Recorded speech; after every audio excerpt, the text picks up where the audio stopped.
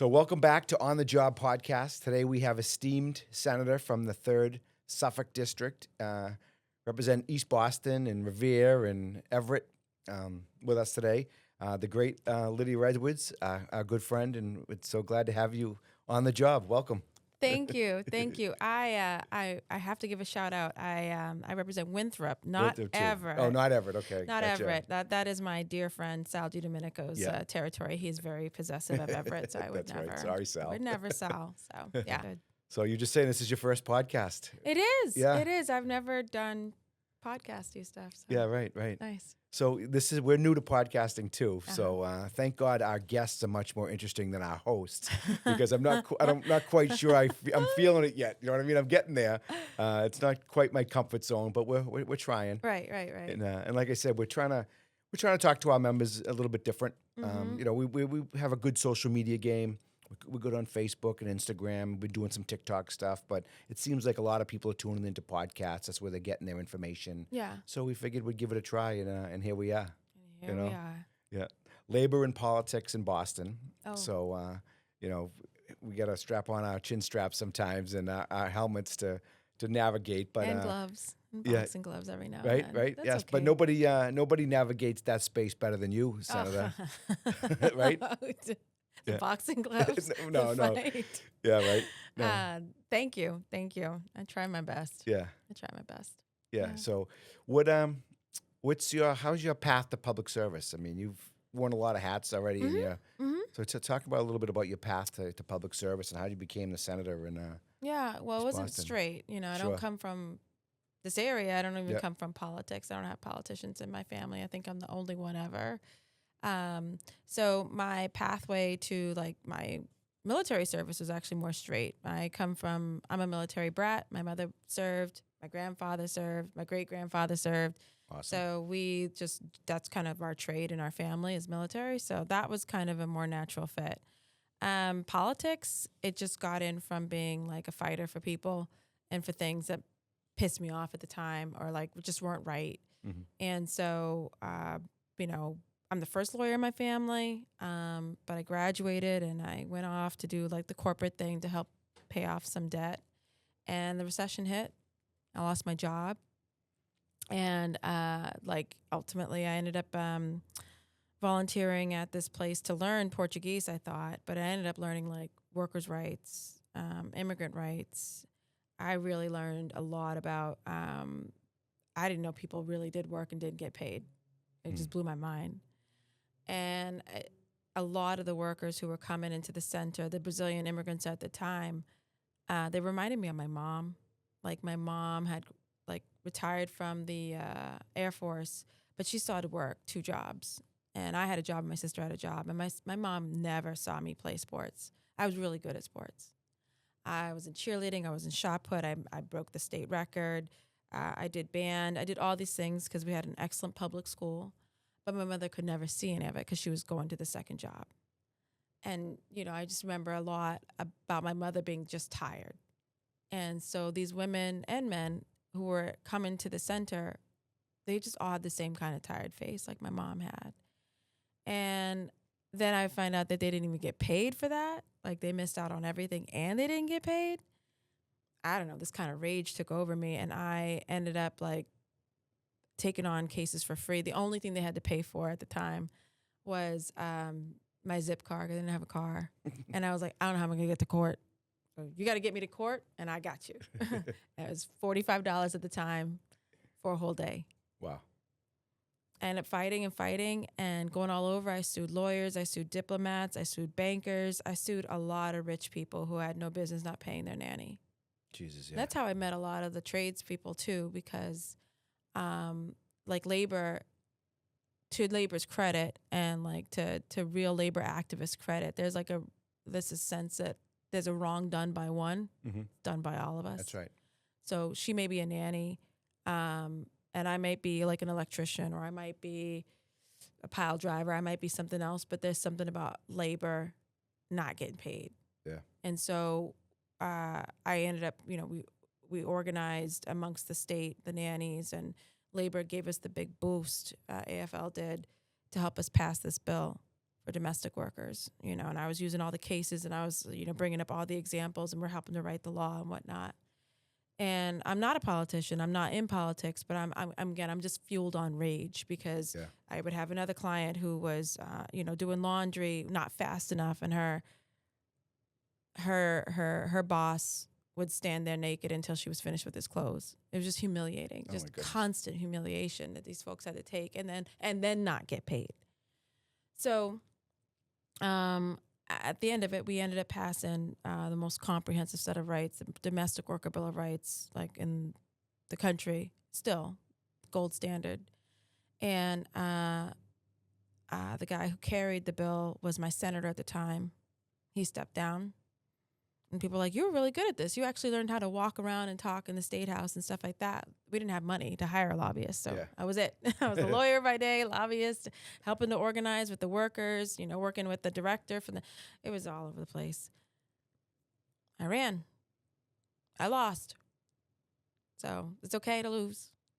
And I ran. Which office was that? This is the office I hold now. The office I hold now. So state senator. Okay. So sometimes that happens. Yeah. I lost actually to what would be one of my closest friends, Joe Boncory. Oh yeah. I was at his house like 2 weeks ago, having like Sunday dinner. Like we're very close. And so that's great. Yeah, no, him, his kids, wife, all of it. And I learned a lot about organizing. I learned a lot about politics. And next time came up, I said, I'm going to go for it again. And that was the city council seat. Yeah. And I got it. So to all those watching, if you're interested in running, don't be scared of losing. Yeah, that's part of the all you're going to do is learn. Right? It's part of the journey. Yeah, yeah. That's how I got here. Part of the journey. The work you were doing, fighting for the little guy, is just it's the story of the labor movement, really, right? Whether you're, like you said, whether you're an electrician or you're folding clothes or doing laundry. And it came in all colors, all languages. Yep. There was a sense of this is not right. Someone just did a whole week's worth of work. And the fact that you don't value her work because it's taking care of kids, you think it's not skilled, whatever, that's not my problem. You're going to pay her. Yeah. And there was no, I spoke to the iron workers. I spoke to all different, there was nobody who disagreed with that. Sure, right. It was very simple. Very easy to get behind that. Very easy to get behind that fight, right? Yeah, day labor, you're going to pay me for my work. You're going to pay me. That was very easy. Very simple message, which is a problem some of us today have. Yeah, imagine. Simple messaging. Yeah, it still exists today that you got to fight to make sure people get paid for their labor. Yeah. People say those things like, "Oh, we don't need all these laws because things don't." Look, minimum wage has been on the books for 70 years. We still have people who don't pay it. We still have people who just get cute, don't want to do overtime after 40 hours. So we got to enforce the law. Yeah, it's funny. The minimum wage, it's like the least amount that someone could pay you without breaking the law. And they still break the law. Right. And I never sued a single mom. I never sued, a construction worker. I never sued anybody like working class. I sued ambassadors. I sued lawyers, doctors, people who had the money. Yeah. They had the money to pay. Yeah. And they didn't. Oh my God! People that took advantage of the working class. Totally. That's awesome. That's called solidarity. Oh yeah. That's what the labor movement strives at, and I think that's why you have this great passion to working with the building trades and the other unions in Massachusetts. I know, obviously on behalf of the electricians in the building trades, and seeing what you've done and what you do from the city council now to your spot in the Senate. Talk a little bit about the fight. I mean, we were just I wouldn't call it a fight, but we worked really closely together to put good standards on a job in East Boston. Yeah. The Suffolk Downs job. Right. You were behind the scenes. You were really a driving force to help us get that PLA signed. Mm-hmm. Talk a little bit about that fight that you had, shoulder to shoulder with the building trades. Yeah. It was a simple message again. It was about, we're about to embark on the single largest private development in Boston. History. We have bigger developments, but this was private, as in owned by one person, and it was huge, right? And it's one of the rare times that you look and you see like all the lessons that we could have learned with housing policy, with environmental policy, labor, how you pay people. We can implement all these lessons, right? Because there's nothing there. It was just a track. And so we can get this right. And Blank canvas, right? blank canvas for the first time, Yeah. right? There's nothing to tear down or whatever. It's just like, we're just going to build this thing up. We got a blank canvas. We got time. We think we do. And we got opportunity. And we got, to me, it was just like, I'm not going to call it a success if we walk away and there's a bunch of luxury apartments here and someone from Texas gets rich. This is not the win. I am going to call it a win if, in building this over the next 20 years, we build a whole middle class. That a kid from East Boston, high school graduate, could walk to work, and he starts on the job at 18 as an apprentice. And by the time he's 38, 20 years, because that's about as long as it was going to take to build it out, he could be retired. Or he could be, in a position where he doesn't have to work as hard. Those jobs don't come around. And we were talking about 14,000 of them. Right? So it was like, it's not, we have to define the wins in a way that, like, when we are all gone, we can look back at not just what we built, but who we built with it. Yeah. We find ourselves, some of the jobs that we work on, our members work on building a lot of housing. Yeah. Right? In whether you're an apprentice or a seasoned journeyman, you've been in the business for 20 years. Most of the times, you can't afford to live in the job that you're working and building on. But that's not the case, right? In the Suffolk Downs project. No, we have one of the largest amounts of affordable housing, like truly affordable. Yep. We fought to make sure, and this is, I will say, I'm not going to say they, like some conspiracy, but they tried to pull us apart, right? Yep. They were like, oh no, you got to support this project, otherwise labor is going to come at you, right? Or you got to give up environmental components and, to have labor. Like, and I said, I remember like in meetings where things would get a little heated and the neighborhood would be like, we don't want that many units, or we do want this, and labor would be like, we need this many. And I'm like, no. We're all on the same side. Okay. We're all on the same side. We want to build the homes that you guys want to live in. Want to build all of them, right? Okay. And we want them to be healthy homes. We want to make sure our kids have, are in homes that, with asthma rates and things like that. This is going to be a beautiful neighborhood for us, for all of us. And that, it was like, we have to toe the line. We will not be torn apart over some guy's bottom line, which is really what's a profit margin, right? So that was one of the most important things I learned, is it's like, if you talk about building a middle class and homes for the middle class, the only way you can guarantee that was through a PLA campus, the whole campus from the east to west, north, south, all that whole area needed to be negotiated as a basic labor standard. That's what a PLA does. Amen, so that sister. we weren't Preach. so that we were not every single time renegotiating on a building and renegotiating on something else. We knew, and it honestly, I mean, as much as some developers don't like it, it's predictable.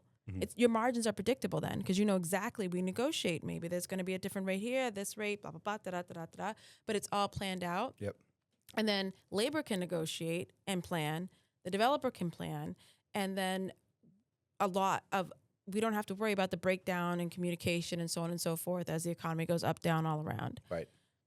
It made sense. So we had to fight for it, and we got it. Yeah, it's awesome work. And on that, with the economy piece, the labor market and the labor rates are the only certainties that are built into that project. True. Right? We're looking at interest rates up and down, up right now. Tariffs, right? everything. Tariffs, supply chain issues, but labor rates.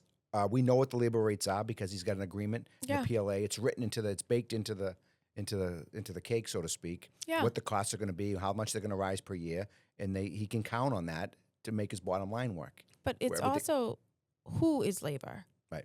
Right. There's a stereotype. It's central casting, white guy with a scully cap and like whatever. But that's not labor. Right. That's not all of labor, I should say. And you can look at a union job and you can look at a non-union job, and you will find overwhelmingly there's more women on the union job, more people of color in the on the union job. The union job reflects more of my neighborhood, East Boston. It reflects more of the neighborhoods that they're coming from. That's right. And Boston especially has fought really hard for the Boston jobs policy that basically says, the jobs that we put out that are union and good paying are going to look like Boston. That's right. And no, we're not perfect.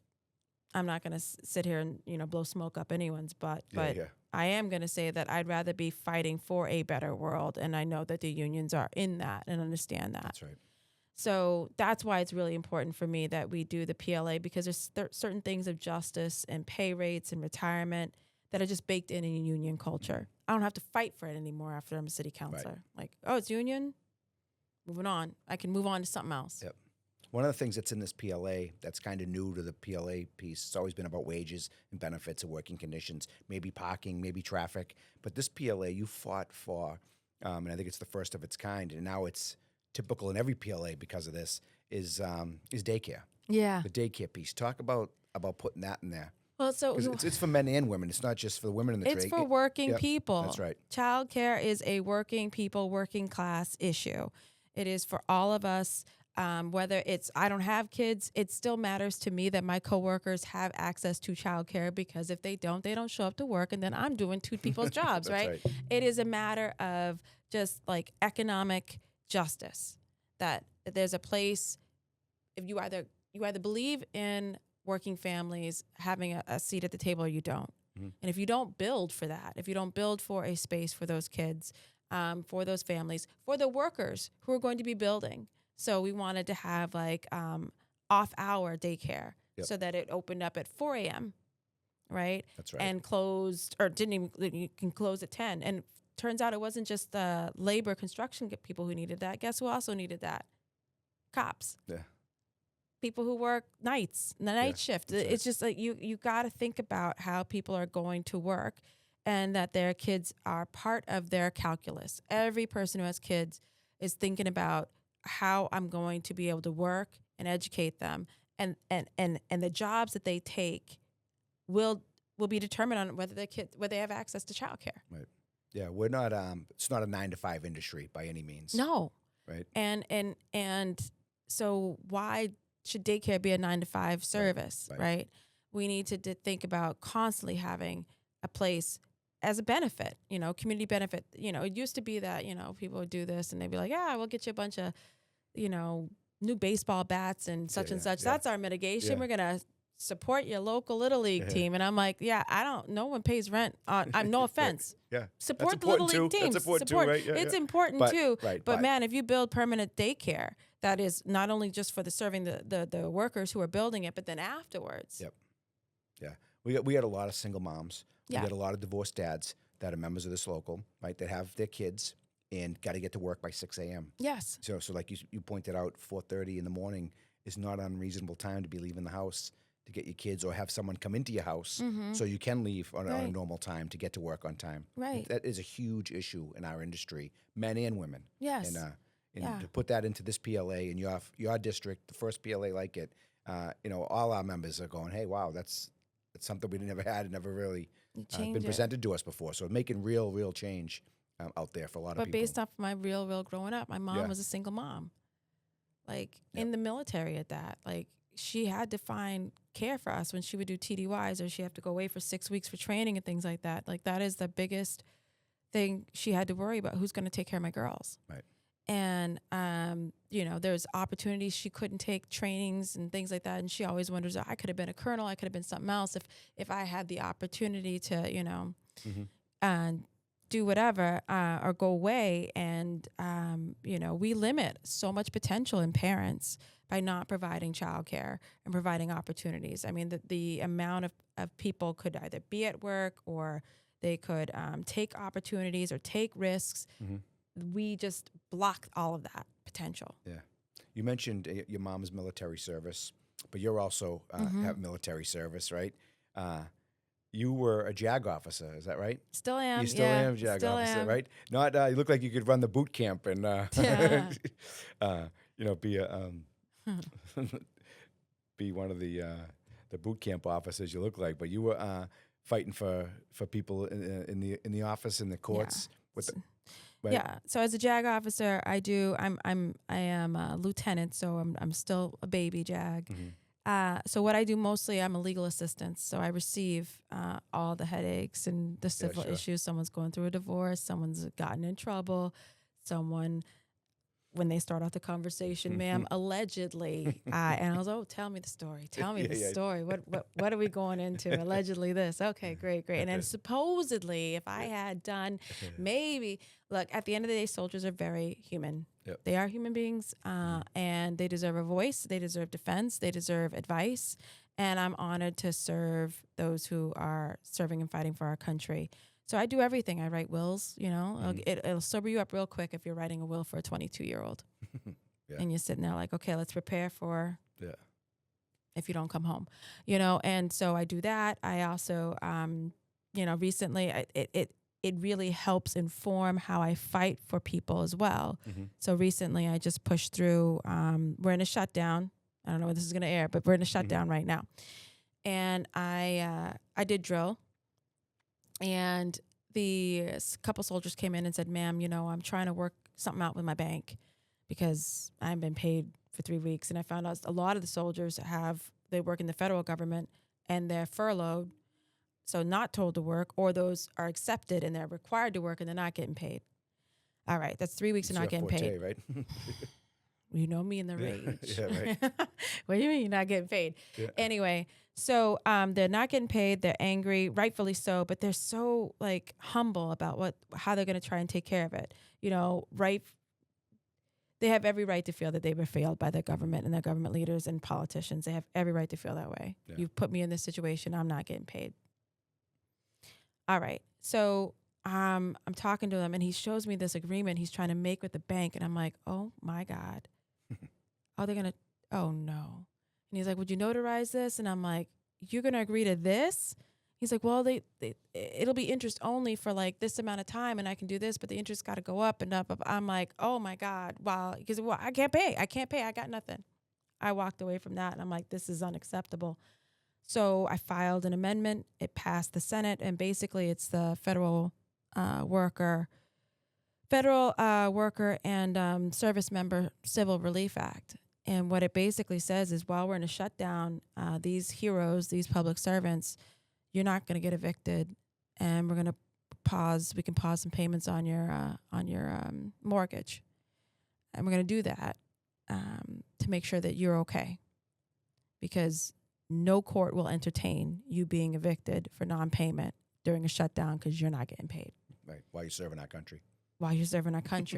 While you are forced to work full-time as a federal worker and not getting paid. We're not going to play those games here in Massachusetts. Yeah. I'm proud of that. We're working through it. Hopefully it gets through the negotiations this week, but it was bipartisan and unanimous. Yeah. So there was no time for the Republican Democratic BS. Right. We don't have time for it.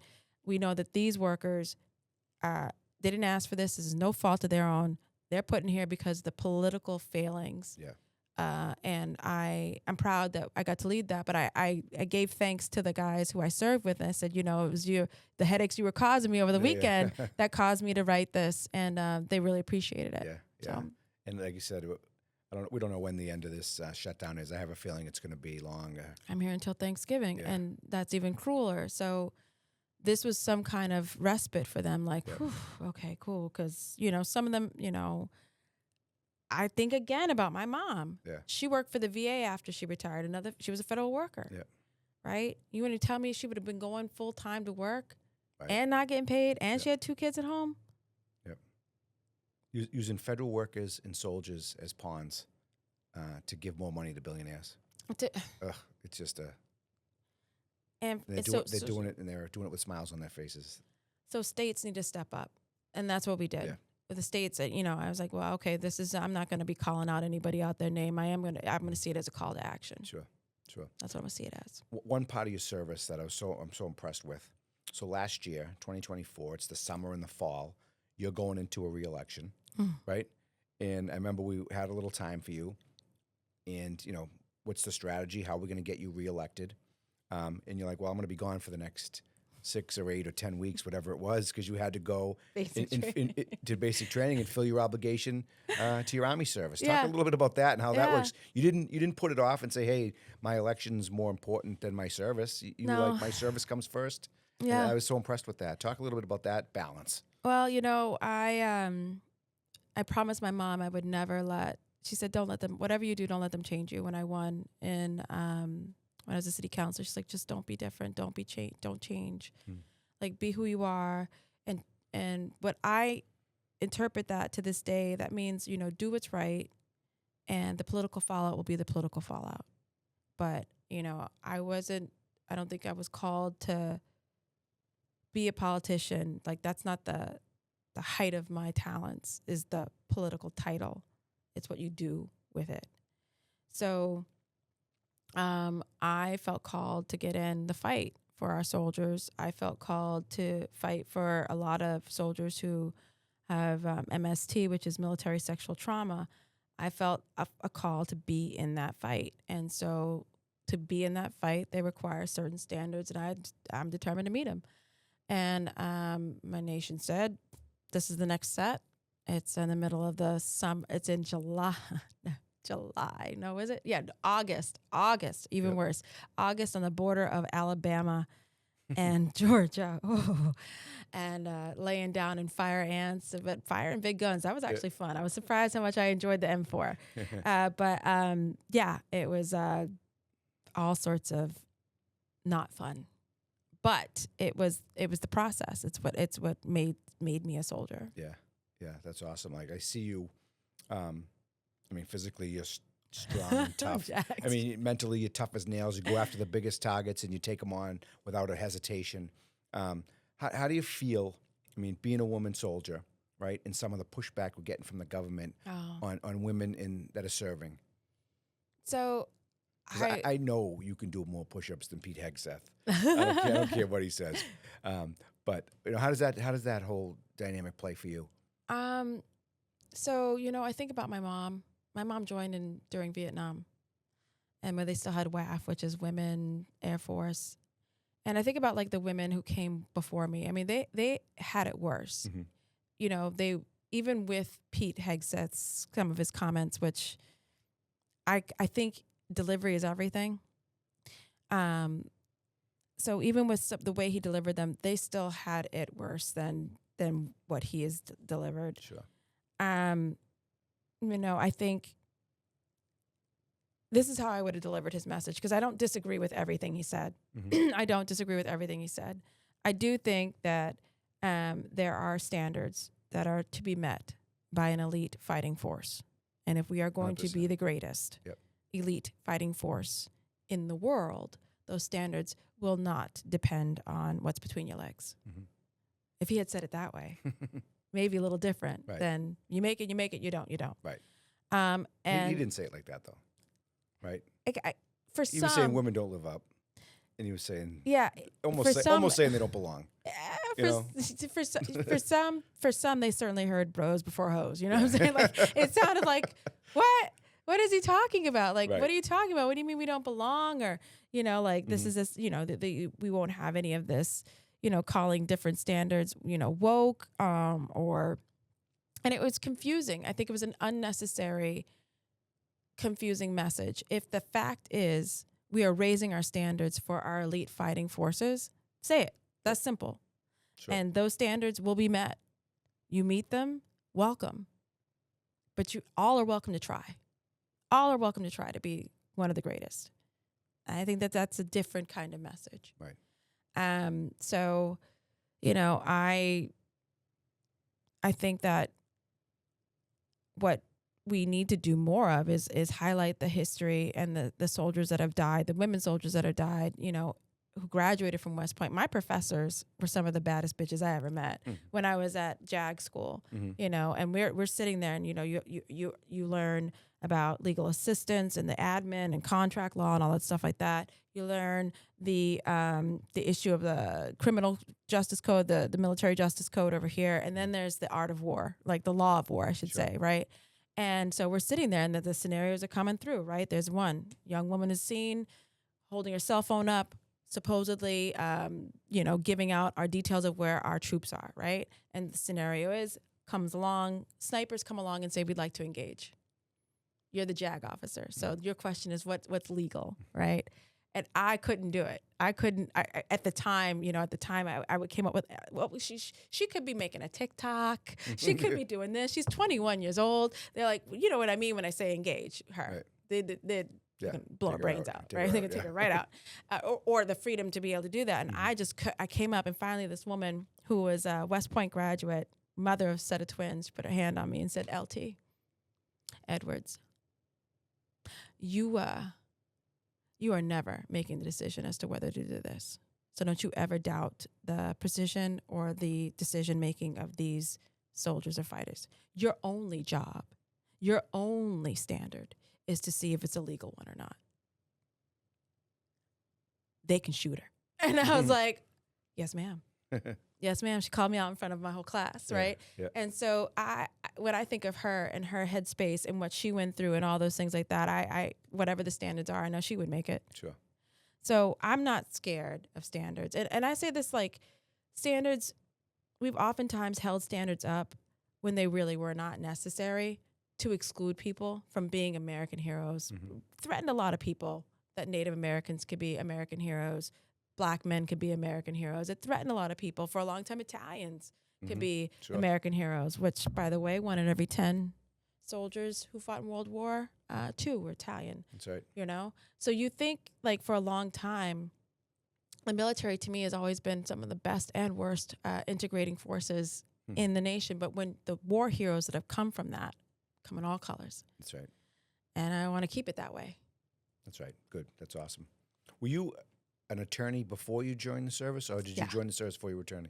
I was an attorney before. Yeah. So I've done all kinds of different kinds of law, but it looks like I've always fallen on the side of fighting for somebody. Yeah. Soldiers now, immigrants, workers. Yeah. It's just what I do. So admirable. So what made you, go to college first and then join the military? Was that always part of your plan, or did it kind of was a different set of circumstances that made you go that path? Oh, the military was relatively recent. So what made me think about it is I was graduating from law school 20 years ago. Anyway, and I had an offer to come to this new city called Boston. Or I had an offer for a second interview with the Navy JAG. And at the time, we didn't come from money, and this was going to be a lot of money for me and my family. So I went with a corporate job, and it was great. But for this corporate law firm, I would not be in Boston. Right. Changed my life. Wow. But I gave up on the military. It was a great regret of mine. And I was talking with my colleague, John Vilas. He's a senator, also in the military, in the Guard with me. And he said, "Well, you can still do it." And I said, "Yeah, okay, who would want me now?" Yeah. And turns out for JAG and for cyber and for medical, for doctors, they allow you to join when you're nice and old. So I was the oldest person in my JAG class, or one of the older ones, and it was nice to, physically have to carry and work with these young men who graduated from West Point. It was like great, but I did carry him. We had to do the fireman carry, and I carried him 75 feet. I did it. Yeah. I did it. His knuckles were dragging on the ground and his feet were, but I did carry him. Oh, that's impressive. Yeah. We have one of the girls that manages the financial office here. Her daughter is at Naval Academy. That's amazing. Yeah. She's an amazing kid. She grew up here around Local 103. See, and we know her well. great. She's doing great things at the Naval Academy. We're so proud of her. I just always love that. Yeah. I love it. Anissa's kids. Yeah. No, it's just to see him come, just amazing. I'm proud of the kids, and I believe being a soldier is a noble profession, 100%. And I really resent people who think that it's for like the people who couldn't do anything else. No way. It's such a slap in the face, and I resent people thinking that. It is a noble profession.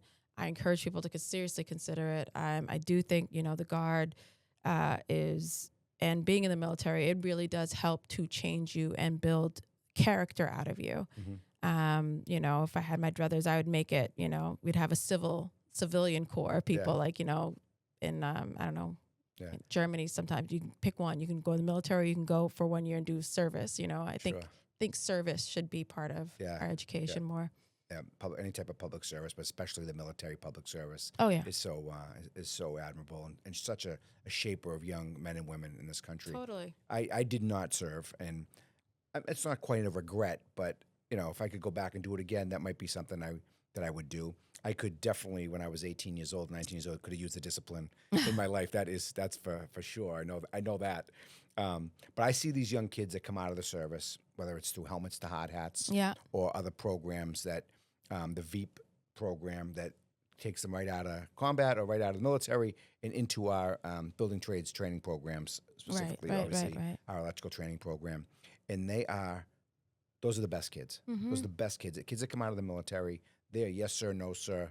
How do you want it done? Where do I go? They're just ready to go. And it's very impressive. No, they definitely have had it, beat out of them. It's you learn how delayed gratification. You learn how to suck it up. You learn how to accomplish the mission, and you also learn how to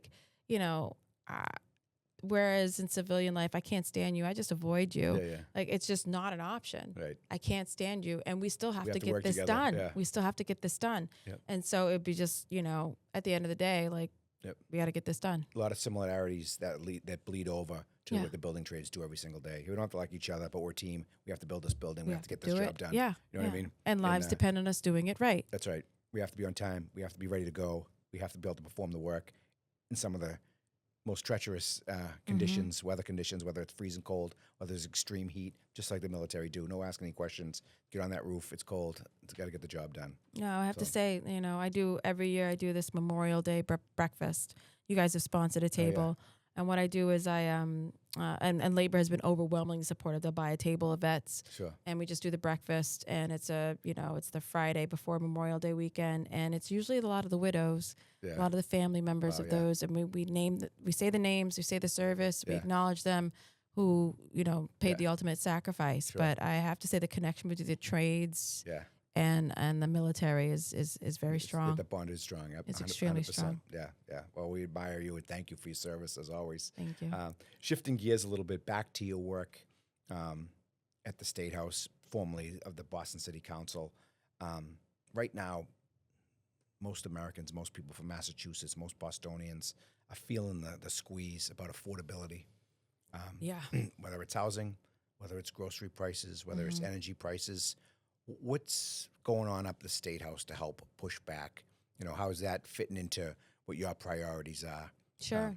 There's a couple things. We're pushing through this supplemental budget, right, to help pay for and to make sure that our health care at least remains accessible and affordable in the Commonwealth. And it's into the billions of dollars, but it's to make sure that we are good, because I'll tell you, that is one of the fastest ways for families to get into debt and to lose whatever financial savings they have is healthcare. If you don't have it, if you don't have health insurance, especially, a lot of families are in debt. Now, our families are in less debt than the national average, but we still carry about an average of $900 a debt, medical services. So we have to fix that. What we're doing also is we're looking at how we're building and where we're building, and also making sure that we right size, that the middle class jobs are built along with the houses. And also putting in some more density. I mean, we do need more options for housing. So looking at ADUs, accessory dwelling units. I know there's a big movement for tiny homes even, and making sure that we are building as many kinds of homes and options, which hopefully will give more starter homes options for people. Supply and demand, right? It is to a certain extent, but we got to make sure that we're not just supplying one kind of housing, which has been my kind of criticism of just build it no matter what. Right. No, you can't just build a bunch of studios. Building a huge amount of studios does not make a 3-bedroom apartment affordable to the average family, right? Because they can't compete over there. Right. So you got to do both. And pushing for more affordable housing. And I'll give credit where credit's due. I've definitely, in talking on some projects with some unions, to say, listen, we can get a couple more affordable units, and they'll work with you on the rates. They have worked with developers on the rates to get the affordable units, right? I want to give credit where credit is due. When unions are taking a haircut on stuff, I think it's important, worth noting. We do that every day. You do, and also the fight that you guys have done for these things, like eviction record sealing. Like helping people seal their records, and helping people with criminal justice reform. the huge thing that you guys did was fighting for the affordable transportation, so that people could get basically half off if they're low income, because you shouldn't be losing your week's pay commuting to work. Right. So these are small things that made a huge difference in people's lives. Broker's fees, we had to get rid of those, paying those a broker's fee if you were the tenant, Right. but the broker was working for the landlord. So we've done a lot of those little things, but the big wallops are going to have to come when we seriously look at, how we're treating billionaires. The corporate fair share tax is something I support. And I'll tell you, if you don't support it, let me just tell you, the fair share tax, the millionaire's tax that Labor supported, has the best ROI of any new kind of tax we had. It only is on millionaires and only on 4% after their first $1 million. Right. And it's produced billions for transportation and education. Yep. And we are number one in the nation for education. Yep. So to me, it's really like, we need to think about ways in which we make sure that more of the billionaire classes who can afford it. We're not trying to end your life as a billionaire. We're just trying to say that you can afford to pay a little bit more, so that we have universal school meals. Again, something Labor supported. So that we have affordable transportation. So that we have basically, and that we can pay the workers. We upped the salaries for our childcare workers from $509 because we had the fair share tax to do it. Right. You know me and childcare workers, right? Yeah. So now we're getting them paid. I think that a lot of people really run away from taxes, and they think, I don't want to pay any more in taxes. I'm talking to you. Yeah. Anybody want your little piddly 6-figure job taxes? Yeah. We're talking about the 9-figure taxes, right? We're talking about corporations, right? Who, are not paying anything because somehow we're supposed to be so grateful that they're coming here. No. Yeah. Nobody wants to pay more tax. We get it. Nobody can afford to pay more taxes. But the middle class, the working class, the unions, the state house folks, we're paying our fair share of taxes. Yeah. I think all we're looking for is for the billionaires and the millionaires, like you said, to pay their fair share so we can all have a better running transportation system, or if infrastructure isn't falling apart when we're trying to drive over a bridge or anything like that. That's the stuff that we're getting done, whether it's childcare, whether it's getting childcare workers paid. Right. But and the thing is, the sky didn't fall. Right. Look at us, and still going, right? Right. It's Past still in 22. business. Like we're over our projection. Yeah. And by the way, the millionaires didn't go nowhere. Right. Like they stayed here. Right. Everyone said they're going to run. They're going to take their businesses and blah, blah, blah. You know why they're not running is because we have a workforce here that is highly educated, highly skilled, and is ready and able to do the work. They're not running to other states, Florida, or some other places, no offense, where, like they don't have the same skill sets. They don't have the same workforce that is as skilled as ours. Right. They're not. Yeah. Yeah. The affordability stuff is seeing the lower income people, the middle income people trying to go somewhere else. So we appreciate the fact that you're working hard to make it affordable so people can stay here, make a living here, and afford to live, Yep. We need to make sure that we get not just to stay and survive. We want you to thrive here. We want you to be able to be a homeowner. I'm the first homeowner in my family.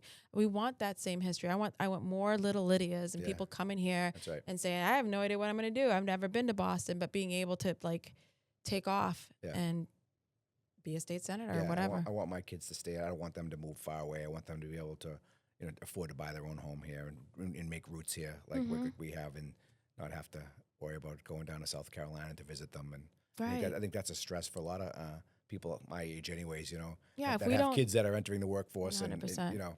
100%. If we don't get our child care costs and our housing costs together, we will lose a generation. Yeah, 100%. What are some of the other priorities of yours up at the State House or even in the neighborhood in East Boston? At the end of the day, I have been a big proponent of making sure that we have transportation infrastructure that makes sense. Waterfront transportation that's affordable. That means a lot to me from Winthrop and East Boston. The ferries are extremely important. And adding to that, I want to look at a ferry behind Shaw's. I want more people to have access. I don't want it to just be for an elite kind of group of people. I think working class people used to travel by boat the most. So we want to get back to that. Health is a big deal to me. I have asthma. A lot of my do as well, yeah. constituents, COPD, and making sure that, while we have an institutional neighbor known as the airport, and making sure that we can extract as much as we can for the benefit of the neighborhood, for the cleanliness of the neighborhood, and for the health of the neighborhood from our institutional neighbor. And that sometimes means some tough conversations, but it is what it is. Sure. I also think it's what's really important. I'm a product of public schools. I'm so glad that today we have free community college.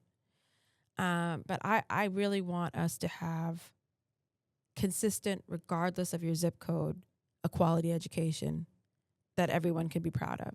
And while we have a very good amount of schools throughout the state, your zip code still, to a certain extent, is determining the quality of education that's the closest to you. And I would love nothing more to really be pushing for, like, where are you going? I go to school in Massachusetts. Everyone knows, oh, you go to school in Massachusetts, doesn't matter where you go, it's going to be a great one, Yeah, that's not the case, I guess, yeah. Right. It's not the case everywhere. And I can tell you there's been massive improvements. Again, speaking to Mayor Wu's leadership, I think she's going to do, or she announced the largest public PLA in Boston's history, and that was to redo the school buildings, right? All union, massive development on our public infrastructure. I'm very proud of that, and I think that's a huge win for us. And when you're proud of what your school looks like, oftentimes you feel like they've invested in the building, they're investing in me. That's right. It means a lot to kids. Yeah. The school's 100 years old. They're going to have to consolidate some. We understand that, but they got to rebuild the schools, and it's not just going to be a one or two job. Here's a PLA for a couple small jobs. They're going to rebuild every single school. Right. And I think the crown jewel is going to be Madison Park High School, which we're excited about, Yeah, because again, the mix, what I think the PLA agreement is, the graduating class, or a certain percentage of them get to graduate and opt in. Sure. They don't have to, but they can opt in to one of the apprenticeships. That's right. For Electrical the trades, students go into the electrical program, plumbing students go in the plumbing program, so on and so forth. Yeah. Right. It's like the top of the class, though. Yeah, that's right. Hey, you got to work for it. You got to work for it to get here, right? But nothing's given. That is massive. Yeah, huge. That is massive. Again, like the pipeline to the middle class has always been through union jobs. I don't think people understand that. It's, it is the most successful and durable pipeline we've ever seen in generations. Honestly, since the New Deal. Yeah. And we're seeing young kids that are coming into the trades now and into the unions. They're so engaged. They're so passionate. They really appreciate the union, what the union stands for and what it fights for. And they're so active, and they want to be part of it. And it's great to see, and it makes me feel good knowing that the union's going to be strong for a long time because of some of the young kids that are coming in. You see the generations coming after you, and you can be proud of that, the legacy that you're building. Yeah, 100%. You mentioned the mayor. Obviously, the city of Boston has elections right now. Oh, yeah. And it's kind of almost like it's almost forgotten because there's no drama going on. I mean, well, because she did a very good job. Yes, she did. She did a very good job. It's not something we're used to, though, in the city of Boston. Usually it's a nail bite time. Exactly. It's a Final Four. Right? This is fight night. Right? Come on. What's going on? We don't know what to do. Fourth quarter, we're coming down the stretch, right? They just took their ball and went home? I don't understand. Yeah. So it's different this year, being in the city of Boston election cycle, where it's not a heck of a lot. There's some good city council races, obviously, that large stuff, whatever. But seeing no real mayor's races gives us time to focus on other stuff.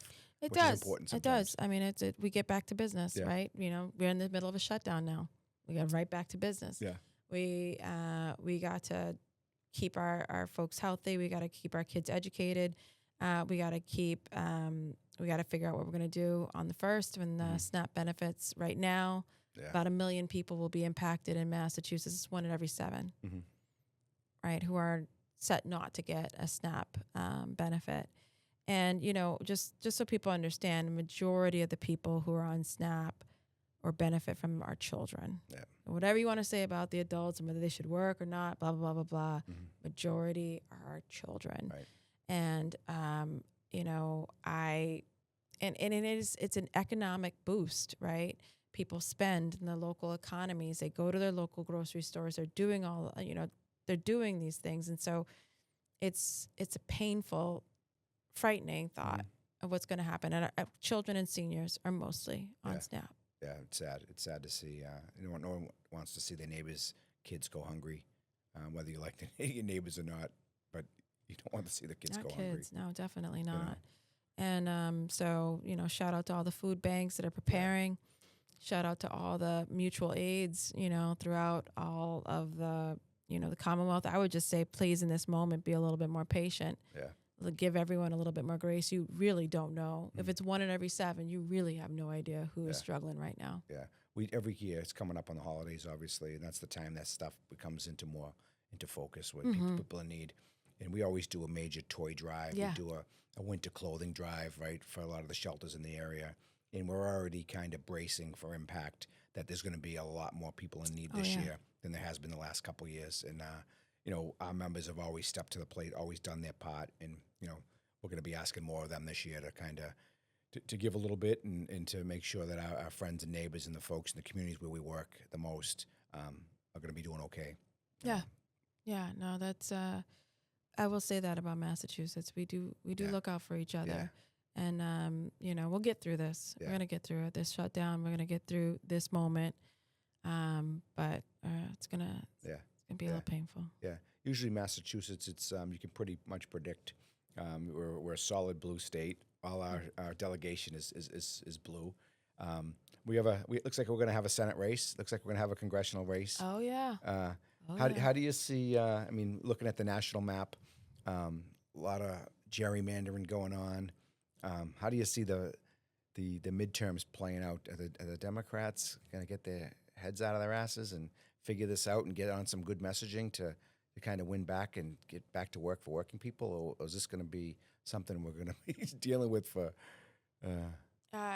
sometimes I wonder if we know the difference between our heads and our asses sometimes. And I say this as a Democrat, likewise.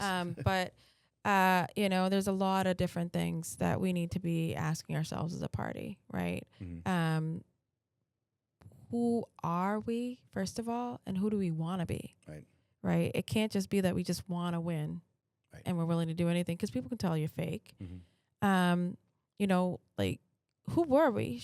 We are the party of the working class. There is no union, there is no overtime, there is no minimum wage without us. That's ours, and somehow that's just gone from us. Right. We have capitulated too much and have decided that there's certain levels of healthcare, certain levels of minimum wage that we're willing to accept. It's higher than it was before, but it isn't as high as it should be because of corporations, right? And we need to be radically nah. We need to be stronger and unapologetic about how hard we're willing to fight for raising the minimum wage. Yep. We need to be thinking about the fact that the rents are too damn high. They are too high. Mm-hmm. Now, whether you are for or against rent control, you need to be able to say the rents are too high. Right. That's a problem. Right. That's a problem that has many different roots. Right. We're going to tackle these ones, but the goal is to lower the rent and be okay with that. Right. I love or give you a wage we could afford to pay. Pay you enough to pay this rent, or we got to lower the rent. Right. Pick one. I love Local 26. They have the simplest message. One job should be enough. Right. Pay me enough that I can maybe see my kids do sports. Right. Like my mom couldn't see me. Yeah. To me, that's a simple, you want to run on something as simple as that. One job should be enough. Yeah. Say that over and over again. I'm going to fight for policies, whether it's taxing those who have more than enough and don't have to work, whether it's making sure that, our military members are paid enough in their retirement and treated well when they come back. I'm going to make sure that those policies wrap around so that the middle class can more than just survive. Right? The middle class should be thriving right now. Right. As much money as there is, as much it's concentration of wealth, but there's tons of wealth being made. There's no scarcity of money. And we should be thriving. We should be in a renaissance, and we're not. Right. We're shrinking. Surviving. We're shrinking. And I think Dems need to say that more, and that they're not afraid to take on or avoid, PAC money or whatever, if it means that I don't get to push for these things. Right. Like my mom said, don't let them change you. Right. Well, they definitely haven't changed you for sure. Thanks. But yeah, well, it's going to be. We'll see how it plays out, but it's going to be a busy year next year going into the midterms. Yeah, I'm just gonna try and take a break, and Yeah. then we got gear up. yeah, everyone's up actually. It's always elections. It's always election season, isn't it? Yeah, Yeah. I'm up too. You Yeah. know, like so we'll see. Yeah, You know, it really is always election season, but it's good, like you said, good to have a non-stressful one this year and gear up, get ready for next year. yeah, You know. yeah. So when you're not advocating and fighting for the little guy, when you're not at boot camp and doing your 2 weeks of military service here and there, or your every other weekend, or practicing law or advocating for bills up at the State House, what does Lydia Edwards like to do in her downtime? I love to eat. I love food. I love going out and getting a great meal. And like for me, like what I really enjoy more than anything and I look forward to is travel. I get out, I go to Brazil, I'll go to Norway, I'll just be gone. And I love just being innocent and just discovering a whole world. You know, I didn't know what this is, and I know what this is, and it's just so nice.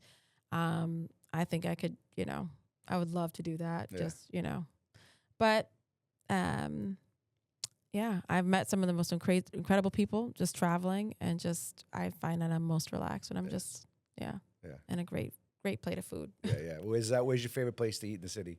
Regardless of what it is, breakfast, lunch, or dinner. Where's your favorite, your go-to place? My go-to place is right by my house. Yeah. It's Kelly's. Yeah. Kelly's in East Boston, Kelly's Pub, because it's just right there. It's good old comfort food Sure. of all kinds. You know, I sit there and I know it's like the neighborhood Cheers. Sure. Like everyone knows everybody. Yeah. It's delicious. Yeah. Comfort food these days is can't be overstated, right? With everything going on in the world, you can always use for me, it's always a slice of pizza. Just brings down the blood pressure a little bit. You know what I mean? Yeah. No, I mean with that pizza, we got plenty of delicious. East Boston, forget about it. Santapios, Forget about it, right? Pasta, you got Reno's. I mean, there's just an incredible. I mean, and don't even talk about Latin food. La Hacienda, like oh my God, we got so much good food. We eat well in East Boston. Yeah, good We stuff. Eat very good. Good stuff. Well, Senator Lydia Edwards, you did it. We did on the My job first podcast. podcast. Yep. I'm psyched. We're great to have you on. So thank you so much for spending some time with us, making the trek down from the State House Thank over you. to Dorchester to talk to us Yeah. on the job and our members. So thank you. Thank you so Appreciate it. much.